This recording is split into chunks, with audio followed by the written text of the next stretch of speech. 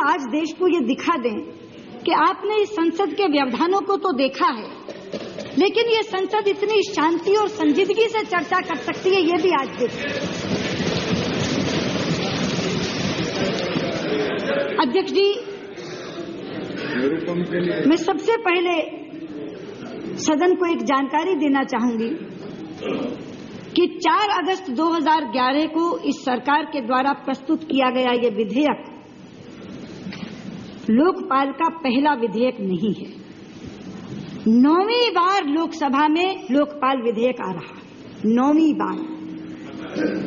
इससे पहले 8 बार लोकपाल विधेयक अलग अलग लोकसभाओं में प्रस्तुत किए जा चुके हैं।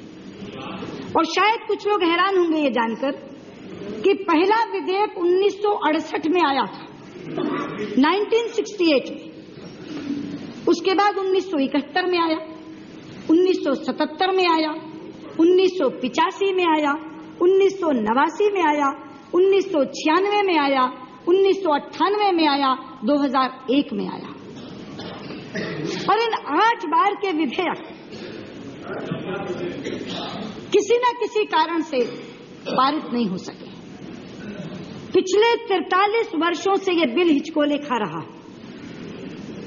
लोकसभा का कार्यकाल समाप्त हो जाता है, बिल निरस्त हो जाता है और फिर दोबारा किसी और लोकसभा में आने की प्रतीक्षा करता है। हमारे समय में भी 2 बार ये विधेयक आया, 1998 में, 2001 में। हम भी पारित नहीं करा सके। यूपीए के 7 वर्ष के कार्यकाल में ये पहली बार विधेयक आया है। इसलिए इस बार मेरा विनम्र निवेदन ये है कि जो बार बार टीम अन्ना आपको टाइमलाइंस दे रही है, जिसको सुनकर शायद कुछ लोगों को बुरा लग रहा है कि कोई हमें डिक्टेट कैसे कर सकता है, कोई कैसे कह सकता है 4 दिन में पारित करो, कोई कैसे कह सकता है इसी सत्र में पारित करो। उसके पीछे ये पृष्ठभूमि है कि 43 वर्षों से हम इस बिल को पारित नहीं कर सके। मैं अपने कार्यकाल को भी दोषी मानती हूं, क्योंकि हम भी 2 बार लाए, 1998 में लाए, 2001 में लाए, पारित नहीं करा सके। लेकिन आज देश हमारी तरफ देख रहा है और इसलिए अंदर से मेरा एक विश्वास ये कह रहा है that every idea has a time। हर विचार का एक समय होता है और आज इस विचार का समय आ गया है। ये सदन इतिहास रचेगा और ये इतिहास बिल को निरस्त नहीं होने देगा, बल्कि ये सदन हिंदुस्तान को एक प्रभावी और लोकपाल, एक मजबूत लोकपाल इस देश को देने का काम करेगा। और इस विश्वास का एक कारण है, वो कारण है कि ये बिल एक जन आंदोलन बन गया है। आज से पहले जितने भी विधेयक अध्यक्ष जी आए, वो चंद बुद्धिजीवियों तक सीमित रहे। बिल आता था, 2-4 सेमिनार्स हो जाती थी, बिल कब आया, कब गया, कहां गया, इसके बारे में आम जनता को पता नहीं होता था। पहली बार जन लोकपाल बिल के आंदोलन के नाम से अन्ना हजारे जी ने इस बिल को नीचे जनता तक पहुंचा दिया और जनता ने इसे अपना भी लिया और इसे पारित कराने का बीड़ा भी उठा लिया। इसीलिए जो दृश्य हमें देखने को मिलते हैं, लाखों लाख लोग हाथ में तिरंगा पकड़े, भारत माता की जय बोलते, एक दूसरे को जय हिंद कहते, वंदे मातरम का उद्घोष लगाते, एक ही बात कह रहे हैं, भ्रष्टाचार मिटाओ, जन लोकपाल लाओ। एक जन आंदोलन बना है ये, और ये जन आंदोलन भी अकारण नहीं बना। एक दिन पहले अपनी बात कहते हुए मुझे केवल 2 ही मिनट मिले थे, तो मैंने कहा था कि इसका कारण है पिछले 2 वर्षों में उजागर हुए भ्रष्टाचार के कांड। बीते समय में भी भ्रष्टाचार के विषय आते रहे हैं, कभी देश भ्रष्टाचार मुक्त रहा हो ऐसा नहीं, लेकिन पिछले 2 वर्षों में भ्रष्टाचार के कांडों ने हदें पार कर दी, एक के बाद एक, एक के बाद एक, और राशि इतनी बड़ी बड़ी कि सुनकर मन बौखला जाए। और आरोप विपक्ष के नहीं, जिसके ऊपर कोई मोटिव लगाया जा सके, कहा जा सके कि विरोध के कारण कर रहे हैं। सारे के सारे आरोप सीएजी की रिपोर्ट के आधार पर, और सीएजी वो संवैधानिक संस्था है अध्यक्ष जी जो सरकार का लेखा जोखा देखती है, जिसका नाम ही है कंट्रोलर एंड ऑडिटर जनरल, सरकार का लेखा जोखा का महालेखा परीक्षक और नियंत्रक। अगर सीएजी कहता है कि 2G में 1,76,000 करोड़ का घोटाला हुआ, CWG में 70,000 करोड़ का घोटाला हुआ, एयर इंडिया में हजारों हजार करोड़ का घोटाला हुआ, केजी बेसिन में हजारों हजार करोड़ का घोटाला हुआ, और कितनी ही रिपोर्टें पाइपलाइन में हों, तो लोग क्या करें? लोग बौखला गए, लोग उत्तेजित हो गए, लोग गुस्सा हो जाइए, शांत होकर सुनिए, शांत हो जाइए, शांत हो जाइए। और लोगों के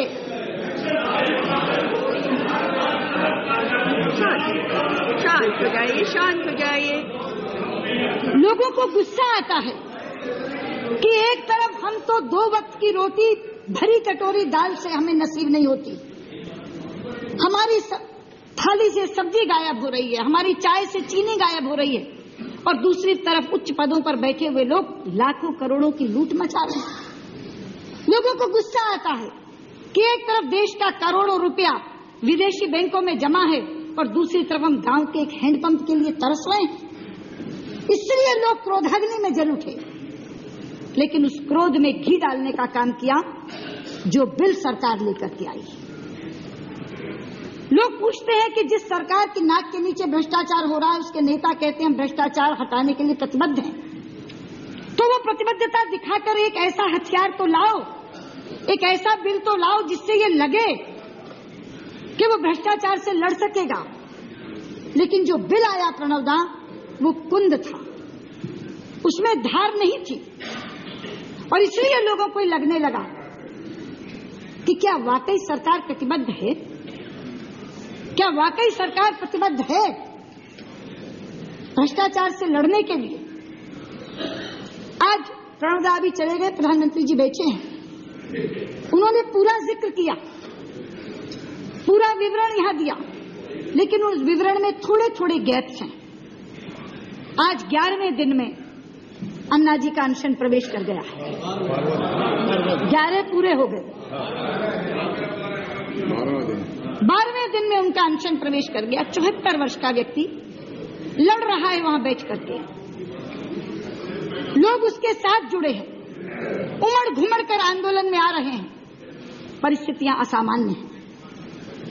उस असामान्य परिस्थिति में से रास्ता निकालने के लिए प्रधानमंत्री जी ने अपने आवास पर बैठक बुलाई, सर्वदलीय बैठक। उस बैठक में से जो प्रस्ताव निकला उसका जिक्र किया प्रणवदा ने अपने वक्तव्य में, मैं भी उसे पुनः पढ़ना चाहती हूं। 4 लाइनों का प्रस्ताव है। The meeting of all political parties in Parliament request Shri Anna Hazare to end his fast. The meeting was also of the view that due consideration should be given to the Jan Lokpal Bill so that the final draft of the Lokpal Bill provides for a strong and effective Lokpal which is supported by a broad national consensus. इस प्रस्ताव से क्या पता चलता कि उस meeting के 2 लक्ष्य थे। एक लक्ष्य अन्ना जी का अनशन खुलवाना और दूसरा लक्ष्य देश को एक प्रभावी और मजबूत लोकपाल देना। इस प्रस्ताव के बाद हमें लगता था कि सरकार और अन्ना के प्रतिनिधियों के बीच में जो बात होगी वो समाधान कारक होगी। हम आगे बढ़ेंगे, कल कुछ संसद में होगा। लेकिन हैरानी हुई अध्यक्ष जी, इसी बैठक के 2 घंटे बाद जब अन्ना के प्रतिनिधियों ने आकर मीडिया से बात की तो उन्होंने कहा कि सरकार का सुर तो बदला हुआ था।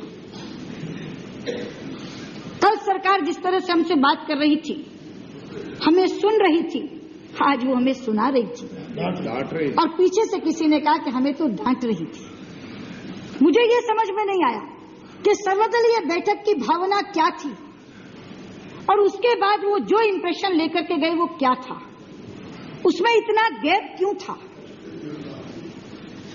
जो बात सर्वदलीय बैठक से निकली थी उससे तो रास्ता समाधान की तरफ बढ़ना चाहिए था, मगर हुआ उल्टा। और जब ये बात जाकर के उन्होंने रामलीला मैदान में कही तो स्थिति भड़क गई, लोग भड़क गए। फिर मुझे अच्छा लगा कि रात को 12 बजे के करीब प्रणव जी का एक बयान आया, माई वर्ड्स वर ट्विस्टेड। 12:30 बजे सलमान खुर्शीद जी का इंटरव्यू आया जिसमें उन्होंने कहा कि बात टूटी नहीं है, बात कल भी हुई थी, बात आज भी हुई है और बात आगे भी होगी। थोड़ा समाधान हुआ।